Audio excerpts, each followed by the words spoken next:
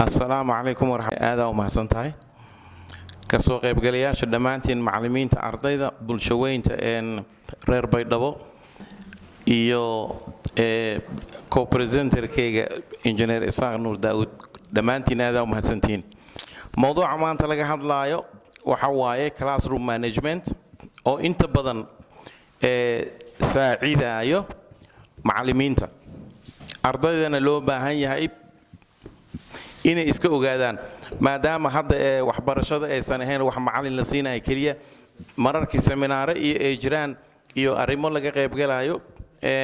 oo wax laga baranayo ardaydana inay u soo xaadiraan ay wax ka ogaadaan wixii laga hadlayo marka mowduuca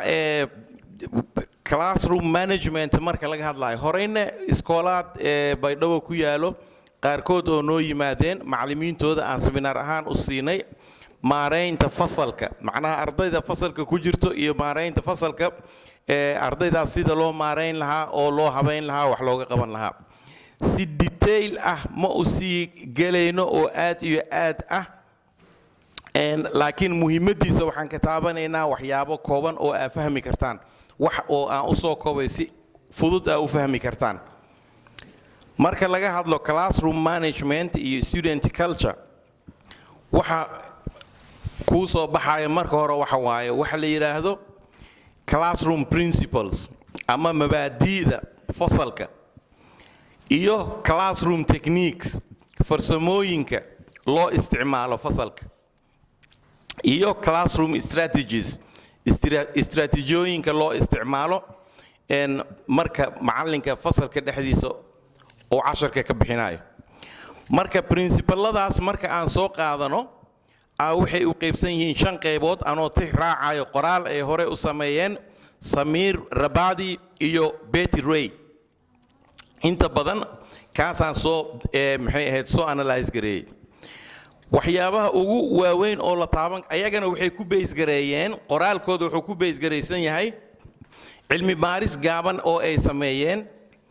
oo ay gaaban ma la dhihi karo 700 qof ay ka sameeyeen oo Facebook iyo Twitter iyo Instagram ayagoo isticmaalayo oo la hadlayo dad macallimiin oo aad waay arag u ah ay waxay la yimaadeen results ka soo socda waxyaabihii ugu muhiimsanaa oo ay ka hadleen dadka ay wax weydiinayeen classroom management ay kala hadlayeen sida loo maareynayo fasalka waxa ka mid ahaa tan u horeyso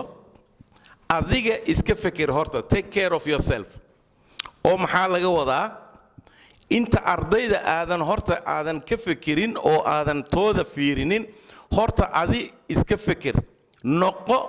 qof diyaarsan noqo qof caafimaadkiisa fiican noqo qof fasalka markuu aadayo si fiican wax u soo cunay habeenkii si fiican u hurday cashirkii soo diyaariyay oo ku tala galay inuu ardayda u yimaado arintaas muhiimadeeda maxay tahay muhiimadeeda waxay ka ilaalinay stress badan ka haray ilaan macallinka stress badan ama daal badan fatigue badan marka uu ka muuqdo iska hamaansanaaya ama shaah uu soo cabin ama uu soo si fiican u soo quraacanin ama si fiican u seexanin oo dhafar ku soo baxay si fiican sidii la rabay kalaaska asagana duruusi ma u gudbin karo ardaydana sidii la rabay ma u kala ogaan karo ma u kala hagi karo marka waxa la leeyahay take care of yourself to take care of your students si ardaydaada aad wax ugu qabatid oo si wixii laga sugayay si fiican aad u deliver gareysid aad u dhiibtid casharadii adi marka hore iska fikiro caafimaadkaaga iyo maxay ahayd nidaamkaaga iyo sida timetable kaaga iyo diyaarinta cashirkaaga iyo intoo dhan ku soo talagal adoo diyaarsan imo okay taas waxa la raaciyay in tan labaad ay tahay oo aad u muhiimsan xiriir in la sameeyo building relationship macallinka iyo ardayda fasalka ku jiraan xiriir inay sameeyaan qasab waay xiriir oo maxaa ah haddii la fiiriyo annaka waxaan dhahnaa macallinka waalid waaye sax waaye ardaydana ciyaalkii waaye wiilkii waaye it's very true laakiin xiriir noocee oo la sameeyna xiriirka la sameeynayo waxa waaye macallinka iyo ardayda shaqaa ka dhexayso shaqada labadooda ka dhexayso macallinkiina qaybtiisa inuu si fiican ula yimaado ardaygana qaybtiisa si fiican oo ula yimaado meeshaas uu ka samaysmo xiriir wada shaqayn oo fiican xiriir wada shaqayn oo fiican in a sense wuxuu noqonaa macallinka inuusan noqonin qof aan ardayga ka warqabin oo aan ogeyn macallinka waxaa la rabaa inuu ogaado ardayda kalaaska ugu jiro qof kastoo dabeecadiisa sida ay tahay qof kastoo kalaaska ku jiro rabitaankiisa sida uu yahay oo xagga casharka ah fahamkiisa iyo dabeecada uu ardaygaas kalaaska ku joogo dhaqanka oo ardayga kalaaska la imaanayo ama uu ku joogayo macallinka inuu fahmaa la rabaa waxweynay ka taraysaa inaa casharka si fiican loo bixiyo ardayda qof kasta guriga ka yimaadaa qof kastoo dhaqan gooniya guriga ka jiro nidaam gooniya guriga ka jiro markuu iskoolka imaanayo waxyaabo nidaamkaas ka mid ah oo guriga ka jirina waa la imaanaa ilaan guriga bulshadii uu ka mid yahay ardayga wax tacliiminaya bulshada waaye saaxiibada oo asaga la ciyaarayo dugsiga oo dhiganayo ardayda joogto macallinka dugsiga u dhigaayo dadka bulshada aabihiis iyo hooyadiis iyo dadka asaga ku hareeraysan oo dhan dabeecadaha ay leeyihiin iyo dhaqanka ay leeyihiin uu ku dhex jiro waxyaabo badan uu ka baranaa waxyaabihii waa la imaanaa fasalkuu la imaanaa marka waxaa la rabaa inuu ogaado macallinka ardayga uu la diilgaraynayo noocee waay arday noocee waay ardayda isku dabeecad maaha waa kala edeb fiican yihiin waa kala edeb xun yihiin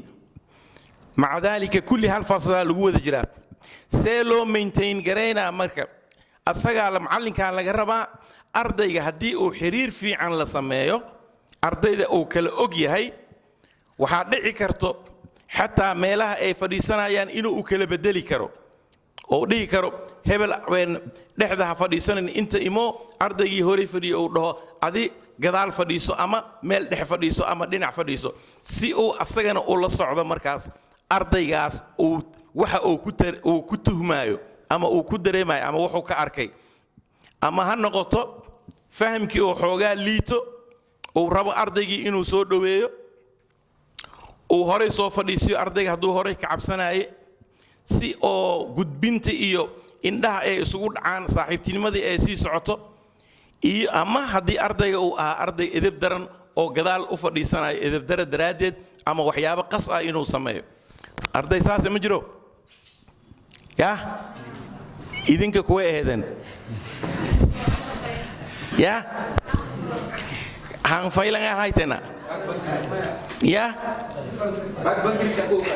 backbenchers ma aheeden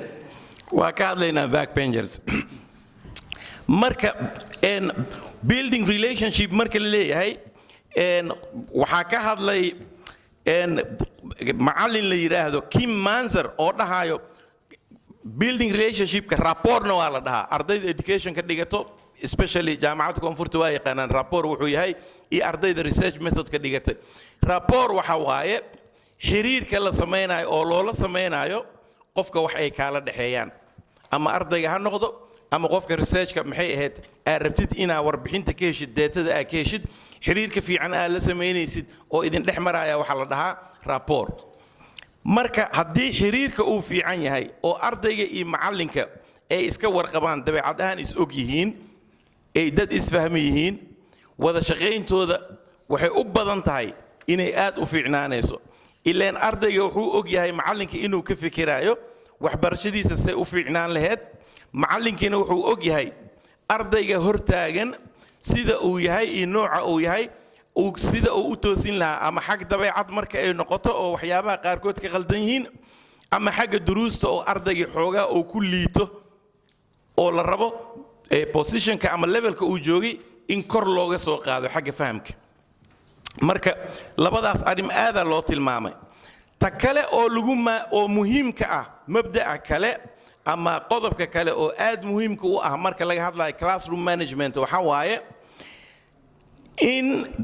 xuduudo la sameeyo nidaam ama shuruuc lagu dhaqmaayana la sameeyo xuduudo la sameeyo maxaa waaye macallinka inkastoo la rabo in xiriir fiican uu la sameeyo ardayga at the same time waxaa laga rabaa in xiriirkaas uusan noqonin mid ah sida laba arday saaxiib ay u noqon lahaayeen camal macallinkana saaxiibtinimadiisa heerkaas inaysan gaarin oo ay noqoto raalli ahaadaya the noise please oo ay noqoto wax lagu kala dambeeyo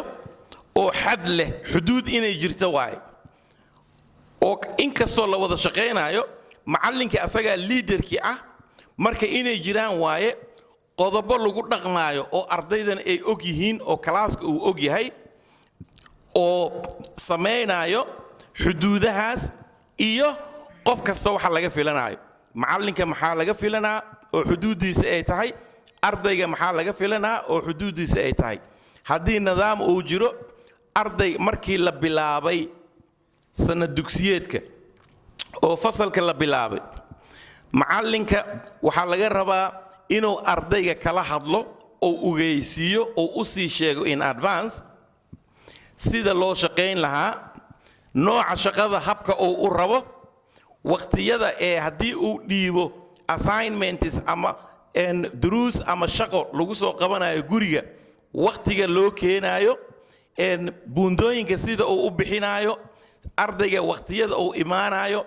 haddii khaladaad ay dhacaan siyaabaha looga hortagaayo waxyaabo badanoo nidaamka fasalka ah quseeyaa jira oo laga rabo macallinka ardayga inuu u sii sheego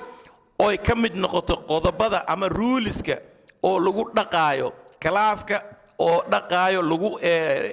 ay ku dhaqmaayaan macallinka iyo ardaygaba because ardayga haddii aa wax u sii sheegtid waxaa laga yaabaa waxyaabaha qaarkood markuu og yahay waxyaabaha qaarkood inuu ka digtoonaanayo marka sii sheegidda waxay ka mid tahay nidaam ah ardaygana inuu ogaanayo waxa laga sugaayo oo laga filanaayo macallinkana uu sheegaayo asagana kaalintiisa waxa ay tahay waxa laga filanaayo wax laysku og yahay ilmo yaryar maa saas loo sheegi karaa iyo dadweyn waaba layskaga sheegi karaa isku mid waay ardayda dugsiyada hoose dhigto levelada primary iyo secondary ayagana waa qusaysaa waa loo sheegaa kuwa jaamacaddana waa loo sheegaa whereas kuwaas laga yaabo kuwa aan qoraalka ku fiicnayn in afka looga sheego oo loogu celceliyo kuwa jaamacadda dhigto ama secondary school soo gaaray oo wax aqrin karo ayadoo qoraal ahaa la siinaa therefore macallinkii iyo ardaygii waxaa ka dhaxeeyo qoraal ama hadal oo ay isu sheegeen oo labadooda kala haynayo xiriirkoodana uu ku beesgaraysan yahay oo qofkii xadgudbo ama ka soo bixi waayo la ogaanayo waa transparency waaye openness waaye a sense of accountability waaye ardaygiina waa loogula xisaabtamaa wixii laga rabe macallinkana waa loogula xisaabtamaa wixii laga rabe ardayga suu macallinka ula xisaabtamaa waaba loo sheegahoyaa expectations waa ka mid yahay macallinka wixii laga sugaayena ardayga in loo sheega waay waxaasaan samaynaa casharka noocaasaan u samaynaa habkaasaan u samaynaynaa ayadoo markasta marka la imaanayo cashar kasto habkii loo samayn lahaa habkii loo bixin lahaa kalaaska macallinka markuu soo galo uu ka hadlaayo objectivekii waxa uu yahay casharkii goolkii processkii la mari lahaa qodobadii stepska isu raaci lahaayeen iyadoo waxaas dhan laga sheegayo oo ka hadlaayo cashar kasto haddana marka la bilaabayo semesterka ama marka la bilaabayo sanad dugsiyeedka ardayga waxaa fiican inaa loo sii sheego si macallinka ay u saacido marka ay noqoto wada shaqaynta mawduucaas topigaas aad iyo aadaa muxuu ahaaye oo u fiican yahay weliba waxaa la leeyahay and do it early nidaam isu sheegiddaas iyo sharci samayntaas waqti hore samee marka ay too late tahay oo ardayga asagoon waxba ogeen sharcile aa ku qaqabatid maxaa u samaysa waxaas maxaa u yeeshay waxaas maxaa loo sameeyey xoogaa waqtigii la rabay ma sheegin ardaygiina ma oga ciyaalna waaye arday haddana ardaydana waa iska yaa dad fiican waaye waa iska fiican yihiin yaa taasna waa iska dhici kartaa tan kaleeto soo raacaysa waxa waaye waxaa lagaa rabaa laba shay inaad isku dartid adoo ardaygii dhinaciisa wax ka fiirinaayo oo sympathy ahaan yani sympathetic adoo ah oo ardaygii dhinaciisa u naxaayo oo at the same time inaad noqotid qof shuruucda iyo nidaamka ku adag arday wax laga khafiifiyo wax ma baranaaye mise saas maaha nidaam waa samayn kartaa nidaamaa la sameeyey nidaamkii haddii aan la raacinaa laga wadaa marka waa inaad noqotaa qof saacidaayo ardaygii ka saacidaayo inuu ruuliskii la sameeyey inuu raaco waxaa lagaa rabaa marka uu ruuliskaas jebiyo adiga inaad you should be strong enough to follow the rules and regulations to implement macallinka inuu fuliyaa laga rabaa haddii kaleeto uu fulin waayo wuxuu noqonaa qof ardayda ay u arkaan oo iska dhahaale wuxuu ka qabanaya male waa la isku dayanaa marka waa la israaca kalaaskii maamulkiisa maareyntiisa faraha ka baxayso marka destructive waay ma arkinoo marmar macallinaa kalaas ku jiro macallin kaleeto oo kalaas ku jira ardayda kalaaskan oo macallinka ku jiro qayladooda inuu dhibsado uu macallinka kale u imaanaa u dhahaa warnaga aamusi ama diritoorka u tagaa uu ku dacwoonaa u dhahaa meeshaan ee dhibaata ka taagan ardaydan wax waa ka baran la'anahaye bal xoogaa hana laka aamusiyo mise ma jirto ma dhacda miyaa waa dhacdaa maahano okay waa iyo arday badanoo kalaaska markuu rabo ka baxaa markuu rabo soo galaa taasna waa iska jirtaa maahano ها واسميسين عادي هان مركا رتيدا بحي مركا رتيدا سو غلي نظام جiro تليفون هشيغين بواي ardayda senior ka kuwa secondary school ka senior ka ku ah iyo kuwa jaamacadaha dhigto telefoonka marka laga hadlayo haba sheegin waay marka waxaa la rabaa nidaamka marka la sameeyo at the same time in nidaamkii lagu dhaqmo oo la xoojiyo wixii oo dadkana isku mid ay u ahaadaan macallinka ardayda mid u dhaaf kan kalena ku dabaq kan kalena ka dhaaf ma aha si uniformly oo ardayda isku mid ah inuu sharcigaas ugu qaado waayo oo ugu dhaqmo waayo haddii taas la heli waayo waxaa dhumaayo maxay ahayd waxaa dhumaayo kalsoonida ardayda dhumayso marka taas waxay ahayd qodobka afraad inta badan macallimiinta markay ka hadlayaan aaday uga hadlaan qodobkaas ah in macallinka uu noqdo qof a strong person maxaa laga wadaa qof adag oo nidaamyadii la sameeyey iyo shuruucdii la sameeyey sidooda u fulinayo at the same time inuu flexible noqdona waa la rabaa mararka qaarkood inuu dabacsanaado waa la rabaa oo haddii qof uu yahay oo waxyaabihii ku adkaysanayo waxyaabaha qaarkood 100% oo xoogaa rational haddii uu jiro situation oo u baahan macquul ah waxbaa dhacay oo ruulkii khilaafsan laakiin sabab oo macquul ah jirto waxaa la rabaa inuu flexible yahay uu tixgeliyo qodobadaas nidaamkaas isbeddelkaas yimid iyo sababta keentay sharcigii in la raaci waayo laakiin inta badan waxaa laga rabaa sharcigii inuu raaco asagoo ardayda oo dhan isku si sharcigaas u waafajinayo macnaha nidaamkiyaa laga wadaa qodob kale oo class management lagu ammaano ama looga baahan yahay in lagu dhaqmo waxa waaye waalidiinta in la involve gareeyo waalidiinta because arday kasta guriyuu ka yimid dadaa soo dirsaday waalidka waa jecel yahay ardaygiisa wanaag markuu sameeyo in loo sheego ardaygana dhiirigelinay u tahay arday wax fiican sameeyey waalidkiisa marka loo sheego oo waalidka dhaho macallinka report fiican uu kaa bixi ardaygaas wanaagii uu sii wadaa motivationkii level of motivationkii waa kordhaa enthusiasmkii xiisihii iyo farxaddii uu u qabay inuu iskoolka yimaado waqti hore yimaado waa fiicnaana waxayna ka mid tahay taas ardaygii asoo at early age inuu baranayo ama early stage inuu baranayo leadershipka waxa uu yahay responsibilityga iyo waxa uu yahay mas'uuliyadda maxay tahay qofkan shaqaa laga rabaa arday waaye waxbarashadiisu mas'uulka yahay classka marka la joogo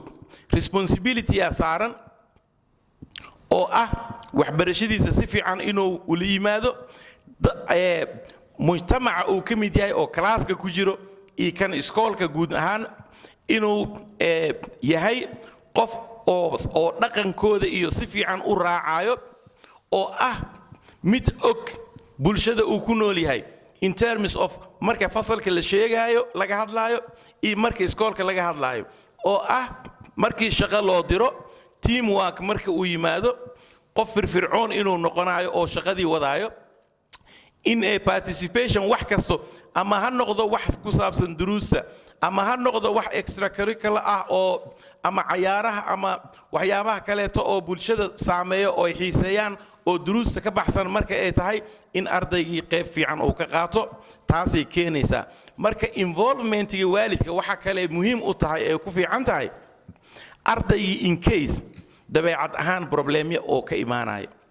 waalidkii in degdeg loogu sheego waayo marka waalidkiina xagga ee guriga ay ardaygii kala hadlayaan ay ka toosinayaan macallinkiina iskoolku ka toosinaa marka qaybtan oo ku saabsan classroom management ayadoo kooban intaasaa uga baxay barnaamijka qaybtiisa kale sii geli doonaa insha Allah waxaan sugayaa injineerka oo xiriirinaya ama inuu fasaxo inaan sii wado ama haddii ay jiraan wax oo dhextaal ah sababta waxay tahay classroom managementiga aan sheegayo aan ka hadlayna hadda waxaa jiro cilmi baaris faculty oo educationka ardayda dhigato qaar ay sameeyeen iyo macallimiinta Ustaad Isaaqa ku jiray Ustaad Abshira ku jiray ani iyo 4 arday 2 wiil iyo 2 gabar oo ayaga iskoolaadka ay dhigayeen macallimiinta ka ahaayeen cilmi baaris ka sameeyay waxaan aad iyo aad muxuu ahaa muhiim u ahaa markaas oo keenay waxaa la qaadanayay research methodology course ah course-kiyaa waxyaabo badan laga hadlay course-kiyaa xoogaa culeys noqday marka waxaan damacnay macallimiin ahaan inaan si practically ardayda macallimiinta iskoolaadka dhigaayo waayo oo jaamacadda ardayga ah practically inaan shaqada ku dhex tuurno marka su'aala la sameeyay waa la isu yimid waxaa la dhahay hal su'aal kaliya cilmi baaris ah lagu base gareeyo qof kasta classka uu dhigo assignment ahaanna u qaata qof kasta classka uu dhigo ardayda gadaal fadhiisato kulligooda ma ahane 2 ama 3 ka mid ah ha weydiiyo maxaa u jeceshahay gadaal inaa u fadhiisatid maxaa keenay macnaha waxay ka mid tahay koow ogaansho la ogaanayo horta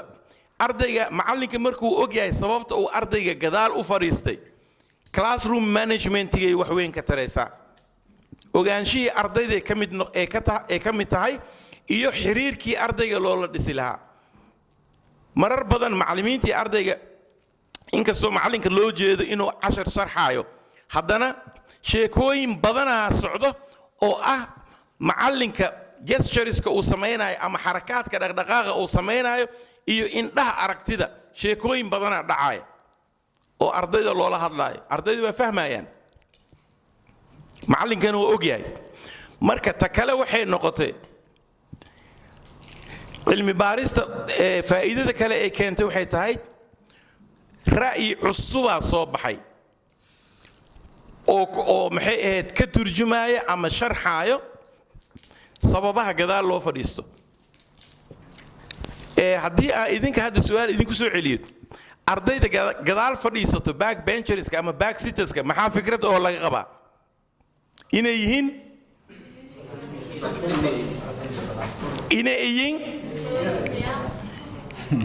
dad walan baradaan maaha ها dad dhib badan ها walba ma baradayaan reedlay fadheedayaan meelan fadeera buuq iyo rabshalay meel ku suubiyahayaan dad walbarashaan kooyime okay taas fikradii jirta waaye culumaa badan oo cilmi baaris samaysan fikradda ay qabeen waaye laakiin jaamacadda koonfurta ahaan gaar ahaan faculty of education ardadii dhiganaysay markay cilmi baaristaas sameeyeen 3 iskoola laga sameeyey 3 iskool laga sameeyey waxay ahaayeen howlwadaag iyo carafaad iyo macruuf qaybo badan uu leeyahay waxa waaye branchigi labaad oo ku dhagan shariif gacamey masaajidka shariif gacamey al-macruuf ku dhagan ma jiro ha 3 iskoola cilmi baarista laga sameeyey dadka sameynayana macallimiintii waxay ahaayeen iskoolaadkaas wax ka dhigaaye oo isla markaasna arday ka ahaa jaamacadda marka ardaydooday ka sameeyeen waa soo boobsiinaa marka dhagaystaya jawaabihii yimaadeen ardayda waxay ahaayeen 14 arday laakiin hal arday oo gabar ahayd waa diiday inay ka qayb gasho waa diiday su'aashii inay ka jawaabto hal su'aal la isweydiinay marka waxaan dhahaynaa ardayga koowaad markii la weydiiyey wuxuu yiri ani gadaal waxaan u fadhiistay sababtaan gadaal u fadhiistay waxay ahayd waqti dambaa iskoolka imid lay qoray markaan kalaaska imid kuraastii hore waa iga buuxsameen gadaal lee kursi ka heli kari dhib muu gadaal u fadhiistay ardaygaas aqoon darro muu gadaal u fadhiistay haye fikraddii hore xoogaa faraa soo gashay mahano ha fikrad kalaa timid okay ardaygii labaadaa la weydiiyey ardaygii labaad wuxuu yidhi haddii aan gadaal fadhiisto sabuuradda si fiican ma u arkaayo sababta waxa waaye iftiinka albaabka ka soo galaayo sabuuradda markuu ku dhaco indhahayga ma u fiicno haddii aan sorry ha haddii hore aan fadhiisto waaye haddii front rows ama front seatska aan tago albaabka meeshaas waxaan ka dareemaynaa albaabka laga galaayo iyo sabuuradda inay isu dhow yihiin oo albaabka qorax ay ka soo galaysa ama dariishada oo meelahaas u dhow marka wuxuu leeyahay haddii aan horey fadhiisto aragtida waa i dhibaysaa sabuuradda aragtideeda reflectionka qoraxda wax ii dhimaayo hadalkiisa mid kale ku sii daray taas hal sabab waaye oo gadaal u fadhiistay haddana wuxuu leeyahay gadaal markii la fadhiisto kuraasta gadaal the back row seats are cool because the class has a big window at the back and a lot of air enters from there qabow waaye gadaala qabow dariishad weynaa ku taalo hawaa meesha ka soo galayso galaaska meeshaas hawadiisa cool waaye 3 sababaa haysanaa mahano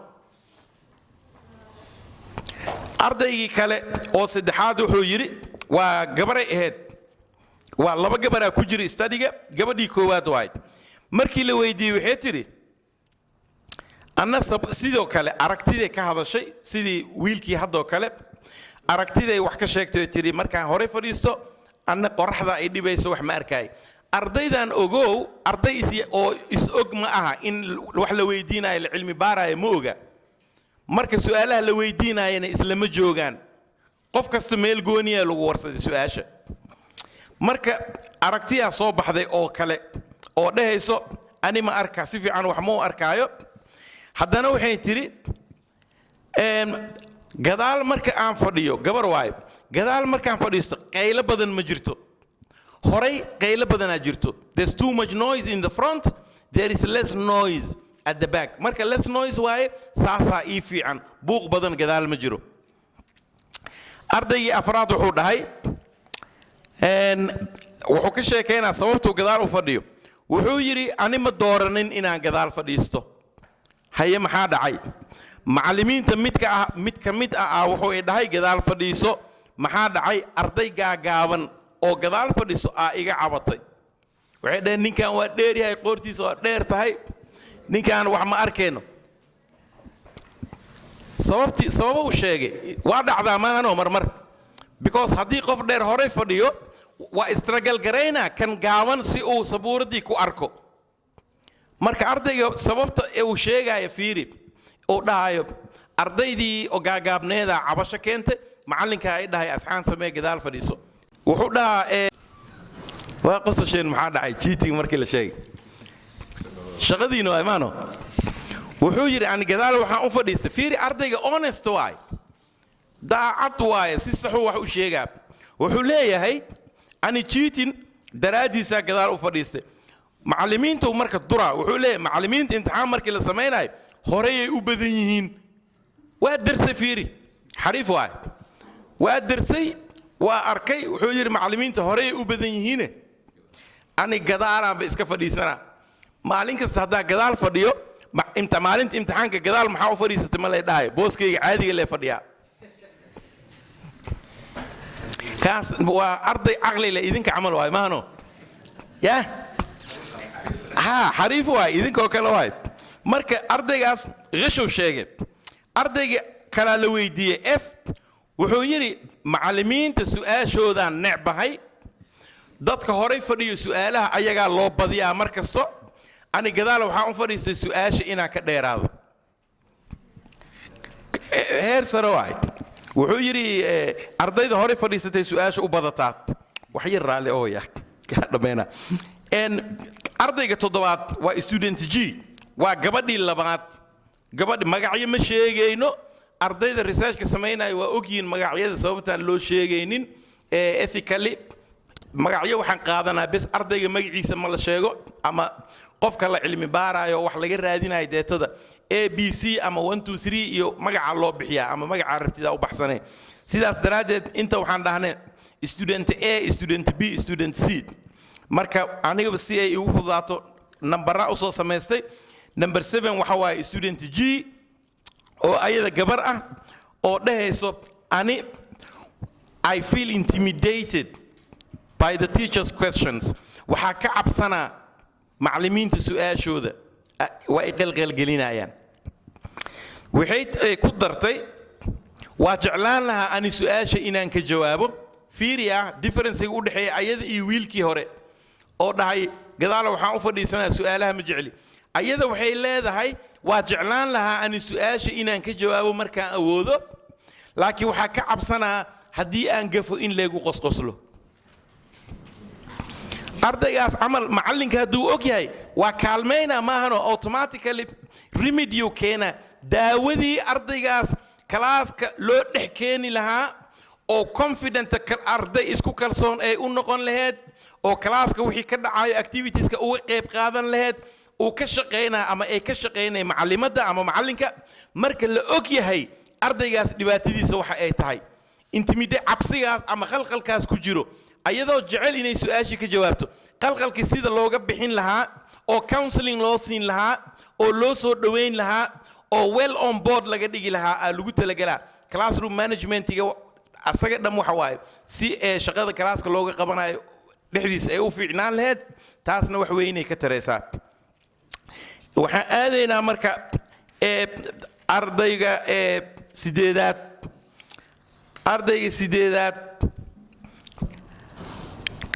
wuxuu dhahay ani ma xulanin meeshaan aan fadhiistay gadaal ani ma xulanin dooqeyga ma ahayn maxaa dhacay wuxuu yiri it's the front desks which is the place I like miisaska hore inaan fadhiistaan jecel hoo yiri laakiin gadaal maxaa geeyay ani ardaya isku dhacnoo yiri ani ardaya isku dhacnay macallimadii ani waxay i tiri si oo kalaaska heshiis iyo jawigii ay u dejiso heshiis fiican kalaaska ay u keento ana gadaal lay fariisiyay labadooda waa la kala dhaqaajiyay classroom management ay ka mid tahay macallimada marka ay aragtay inay xaalka uu xumaanayo oo la isku qaadi rabo dad fara fududaa tihiin idinkee waa istaagtay she stopped the problem waxay tiri kana gadaal fadhiiso markasta meeshaasaa fadhine adna meeshaada ha ka tagin labadiina ma isgaari kartaan kaabgalaas ninkii nin kale meeshiisa ugu tago ii sheeg haye macallimadaas kalaaskaas si fiican ma u maareynino dhibaato oo soo socotay maxallinino intaan la gaarin macallinka marka leader fiican waay hogaamiye fiican waay macallinnimada ka sokow waxa meeshaas tilmaamaysaa symptoms of leadership oo loo baahan yahay macallinka inuu doorkaas qaato wayna tahaybo macallinka waaba yahay leader yacni waa caadi waay taas laakiin leadernimada waxaa la rabaa waqtigeeda inay timaado haddoo kale la fahmaa okay number 9 waa student I student I warkiisu waa gaaban yahay wuxuu yiri war aniga asxaaba gadaal ku qabaayo asxaabteedii inaa iskala fadhiistaan rabaa gabdhaha aad u jecel maano arintaas haye gabdho haye thank you student J wuxuu yiri student J hadlaayo muxuu dhahay ani waa nasiibaan lahayo yiri gadaal inaan fadhiisto because asxaabtiya meesha fadhisee aan la sheekaysanaa meeshii marka hore aan fadhiyey ninkan dhibaata ka dhacday meeshii marka hore aan fadhiyo yiri ardayda gadaal fadhisaa madaxa iga garaacay ani waa igu soo dhacday xataa iyadoo qoraal ahaa buug ku jirta oo guilt of otherness la dhaho arday dhib badan ama si uga maseersan ina active tahay oo fiican tahay haddii ay jiraan mise qaar iska dhib badan gadaala lagaa fadhiyaa madaxa gadaala waxaa lagugu dhufanaa adna ma ogid marka ardaygan wuxuu yidhi gadaal madaxa layga garaacaa markaan dhaho yaa waayana isma sheegayaan marka xal waxaan u arkay inaa gadaal iska soo fadhiisto fiirin marka qodobkan wuxuu beeninaa qodobka ardayda hore fadhiisto dad dhib ma ahan wax barashay jecel yihiin ninkaana dhibkooda gadaal oo horey uga soo tagay oo gadaal u aaday cilmi baarista wax ma tartay mise wax ma tarin wax cusub ma soo saartay mise ma soo saarin cilmigii horey la ogaa wax ma ku soo dareen ardaydii mise ma ku soo darin wax weynay ku soo dareen arday kale okay waa dhownahay wuxuu yiri it is my own arrangement and my choice anaa doortay uu dhahay inaan gadaal fadhiisto sababta maxay tahay la dhahay wuxuu yiri ani waa dheerahay mar horena mid kale oo dheeraan soo aragnay ninkaana sababta uu sheegay asna waa dheer yahay problem uu keenay jaamac iyo islaaliya okay el fiiri arday elaan imaanay wuxuu yiri ani waxaan jeclahay gadaal inaan fadhiisto sababta maxay tahay dariishadaha markay furan yihiin aniga ma arkaayo dhahay sabuurada waxa ku qoran horey markaan joogo sabuurada waxa ku qoran ma arkaayo dariishadaha markay furan yihiin gadaal markaan fadhiistaa ii fiican okay meeshaan waxaa ogaanaynaa marka iskoolaadka ay ardaydan wax ku bartaan oo 2 qof 3 qof ay ku soo celcelinayaan aragtida iyo iftiinka ay ku soo celcelinayaan iftiinka problem inuu ka jiri galaasada ogaanaynaa oo qaarkood xitaa nal ku filan male marka sabuurada dhinacyada la dhigaayo xataa meelaha la dhigaayo iyo qoraxda iyo hawada iyo sida ay u imaanayaan iyo dariishadaha iskoolka uu leeyahay waxay qayb weyn ka ciyaarayaan classroom management waa qaybta oo environmentiga wax lagu baranayo laftigiisa wax weyn ka door weyn ay ka ciyaarayaan inkastoo inta badan aad looga fikirin marka aan imaado elma soo gaaray waxaan soo gaaray m tan u dambayso waay ninkan xariif waay laakiin waxaan ku jeclahay yani how honest he is wiilna waay wuxuu yiri I love the back desk because I'm a sleepy person ani hurdaaya ahay gadaal waxaan u jeclahay macallinka indhihiisa waa ka fogahay waa ka dheerahay marmarka ay i qabato geedaas xogaa qac ka siina markaan soo kaco macallinka maba i arkinbo marka fiiri haddii laga fiiriyo dhinaca cilmi baarista muhiimadda ay leedahay iyo aqoonta cusub oo soo kordhay iyo isla aqoontaas ee cilmi baaristaas faa'iidooyinka ay u leedahay macallimiinta marka ay cilmi baaris kooban ay sameeyaan kalaasadooda ku sameeyaan tan kale waxa waaye cod ardayga in loo sameeyo cilmi baaristan markii hore culimaada waxay dhahayeen ayaga waxay rabaan intay kalaasada tagaan ay fiiriyaan ee waxay rabaan qoraayeen ardaydii waxba ma la weydiinayn cilmi baaristan waxay uga gedisan tahay tii hore ardayda codkooda marka la rabaa maxaa u fadhiisatay sababtii kugu kaliftay maxay ahayd maxaa u aaday maxaa u aragtaa ardaydii marka codkooda sheegayaan marka waxaa u xiganaa ardayda codkooda in la maqlo laba maxay ahayd aqoon-yahan mid Russian ah oo Mikhail Bakhtin ah iyo mid kale oo Soomaali ah oo la yiraahdo Ali Jimcaale Axmed Ali Jimcaale Axmed hadda macallin waaye America uu joogaa jaamacad New York ku taalo macallinka yahay waxa waaye dadka markasto ka hadlo in markii arrin ay jirto dialogue inuu yimaado oo qofkii ay wax kala dhaxeeyeen ina la sheekaysatid si wixii ay ahaayeen u ogaatid markii dadka loola sheekaysto oo fikradooda la ogaado oo wuxuu qaba la ogaado xal la sameyn karaa horumar la sameyn karaa wax wada qabsiga fiicnaana markasto ardayga in dialogue loola sameeyo macallinkii ardayga dialogue inuu ka dhaxeeyo muhiim waaye may eedeedam kama hadnagay professor Maxamed Cabdiqaadir Eenow oo mawduuc sifaylan ka qaada dhiki taasoo kale ustaad Isaaq Nuur Daawud oo siina qaybtiis ku ari dabcan sidiisin dheegdamba dadka inta fadhiyay macallimiin iyo arday iska jiraan dad jaamacadda ardayga laakiin macallimiin iskool yaa in badantiin lan araga marka classroom management tigan waa topic eedlan ka baahanyo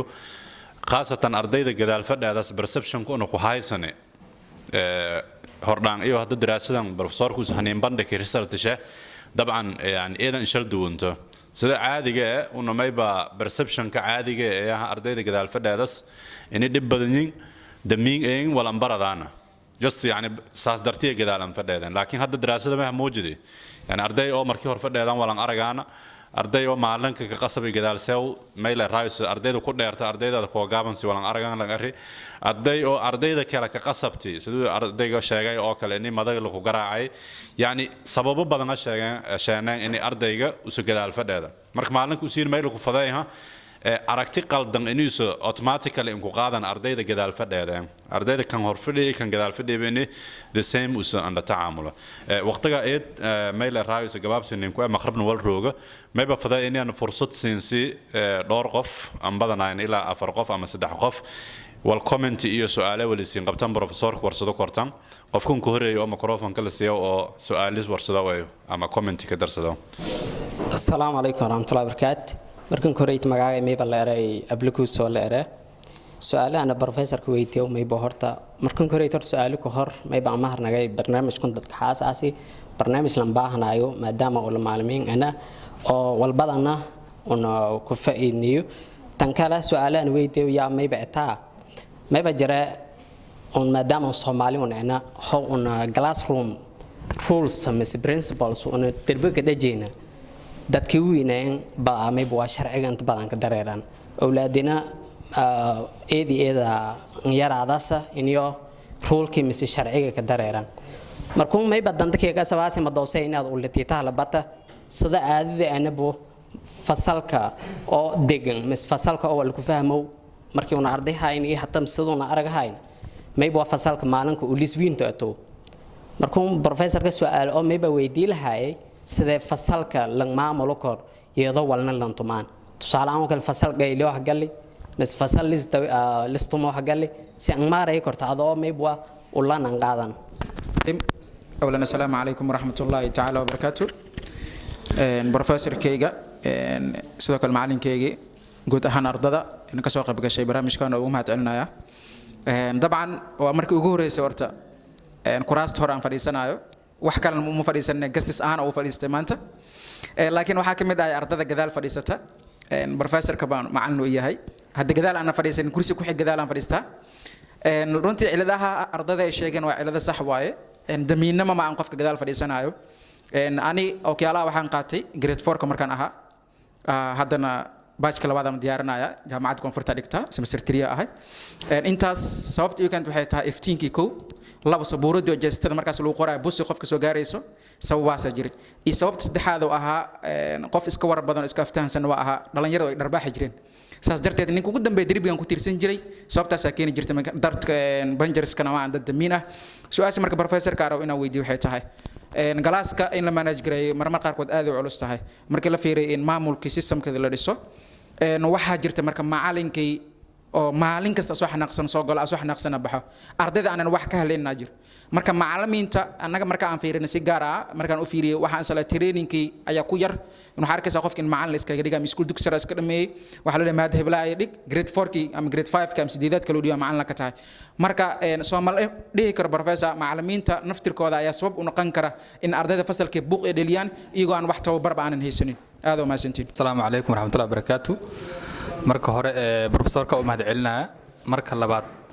su'aal waxaan rabaa inaan weydiiyo professorka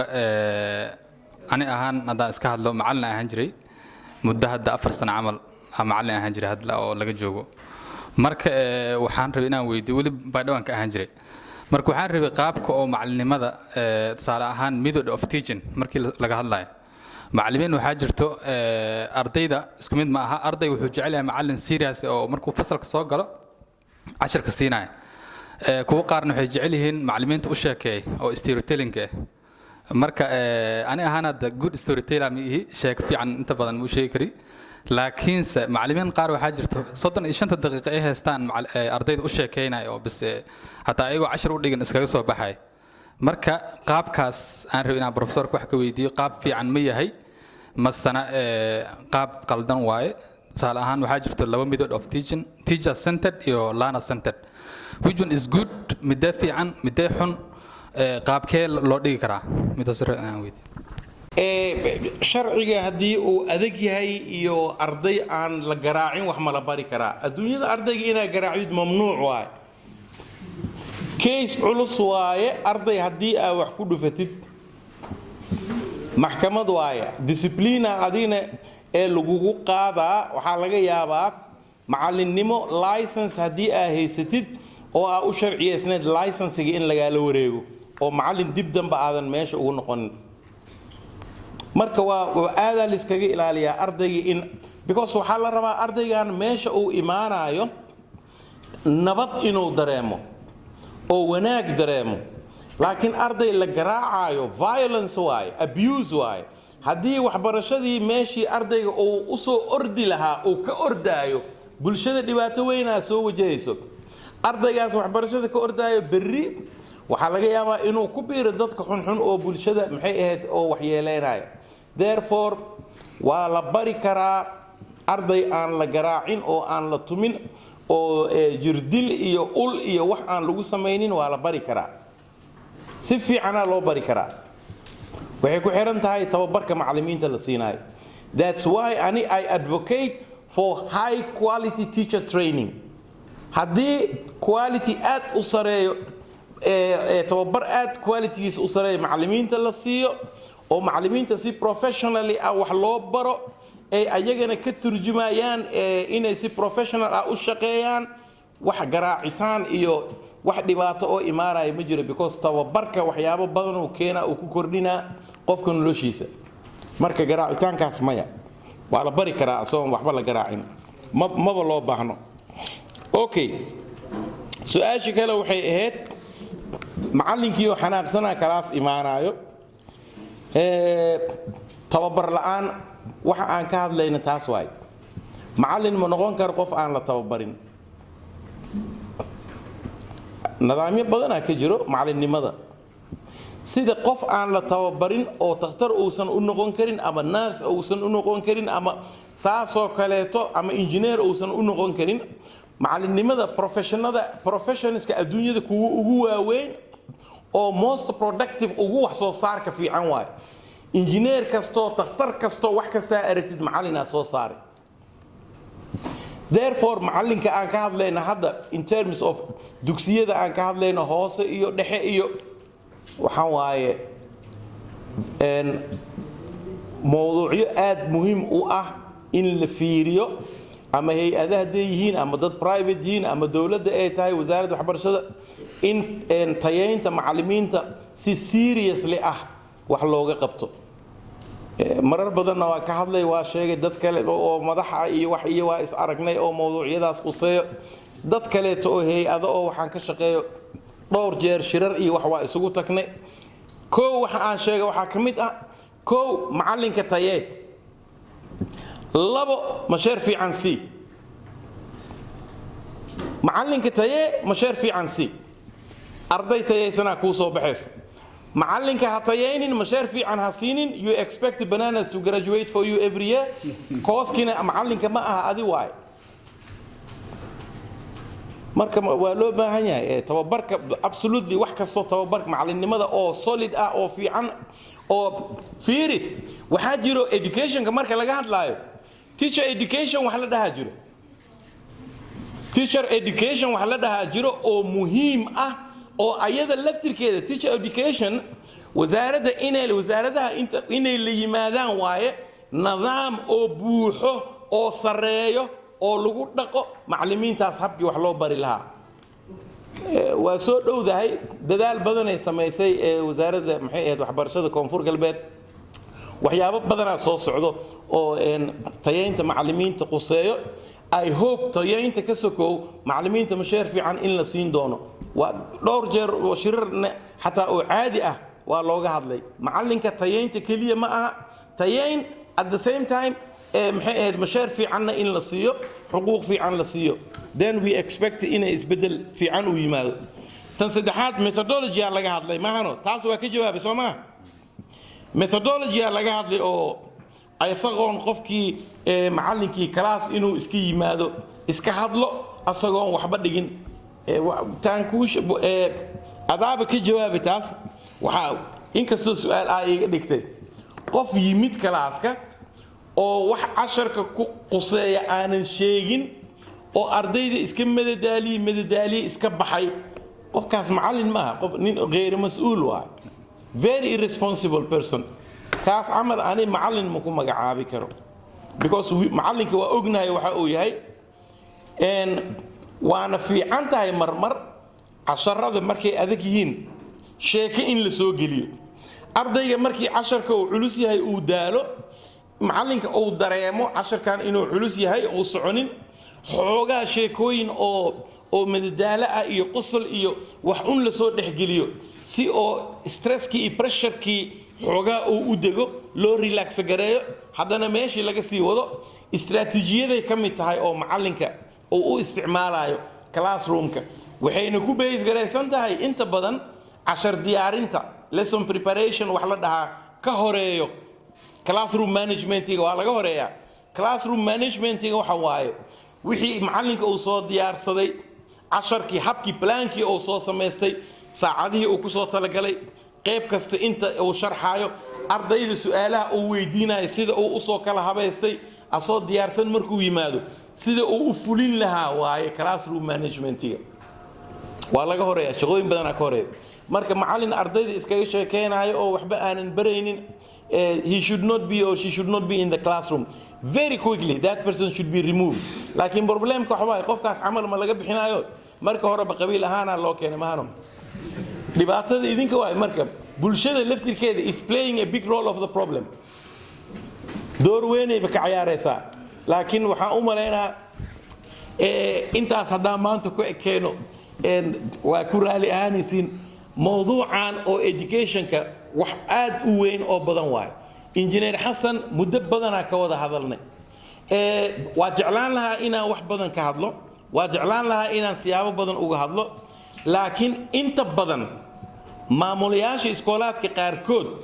ma jecla markaan ka hadlaayo waxbarashada for the reason that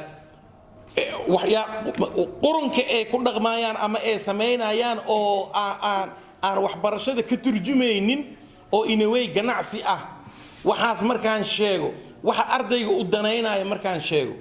waa ka xumaanayaan because ayaga possibly professionally waxaa laga yaabaa dad macallimiin ah inaysan ahayn haddii ay yihiinna dhaqankii inaysan haynin laakiin maxaa saas loo dhahay maxaa wax looga sheegay war ani marar badan aan ku celiyaa intay ayaga ka sheegeen ammaan waa ammaanay intay ayaga is ammaaneen ka badanaan ammaanay qoraalan ku ammaanay aan dhahayo ama dalladaha noqdaan ama dad private ha noqdaan shaqooyinka ay soo qabteen wax fiican waaye meesha in looga taga ma aha in maxay ahaatee ayaga lagu xumeeyana ma aha in lagu ammaano waaye ani waa soo dhahay laakiin waxaa jira oraha dhahayso the praiseworthy should also be blameworthy qofka ammaanta mudan eedna inuu mudnaado waaye wixii fiicnaa uu sameeyey haddii lagu ammaanay wixii oo xumaa uu sameeyeyna lagu eedo waaye marka qofka asagaa laga rabaa haddii uu yahay qof mas-uul oo leader ah leaderka marka xumaan loo sheego waa balance gareeyaa wuxuu dhahaa maxaan ka qaban karnaa maxaa la sameeyaa dhibaatada noocan waayo waana haysataaye maxaa xal u ah laakiin usumaysining eri usu wallay sheege walxun la sheege madii usu afsheeshal feedaba wallay sheege war afkayga wax fiicanaan ka sheegaa in meeqa maraan ardayda dhaha I love you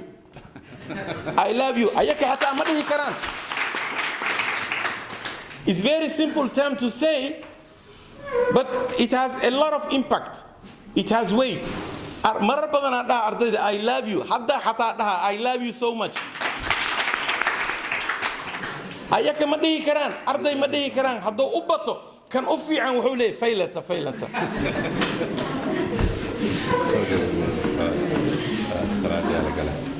waqtigii salaadana waa yimaade mowduucan haddii loo baahan yahay in laga hadlo ustaadka debate fiican oo weyn ha noo sameeyo dadka rabo inay ama wax kororsadaan ama ay wax ka faa'iidaan ama wixii jira laga wada hadlo boog haddii aan la taabanin oo aan si fiican hoosteeda aan loo qodin oo aan la soo daaweynin kor haddii laga afuufo ma daaweysmayso problemkana haayo koonfur galbeedu haaya xanuunka waxbarashada ii haaya waxa waaye one koonfur galbeedu ku dhacoyaa two ani education fielkayga waaye ma ogolaanaye waxyaabaha qaarkood oo dhacaya aan ogahay in la xalin karo isla ayaga laftirkooda wallaahi wallay sheege ayaga laftirkooda xalin karo haddii maxay ahayd jawi fiican atmosfeerka uu fiican yahay laakiin dhinaca kale ka fiiriyeen maahano ayaga laftirkooda tababaraynaa shaqada si fiican ay u qaadanayaan waa isu imaanaynaa mar kaleeto wasalaamu calaykum waraxmatullaahi wabarakaatu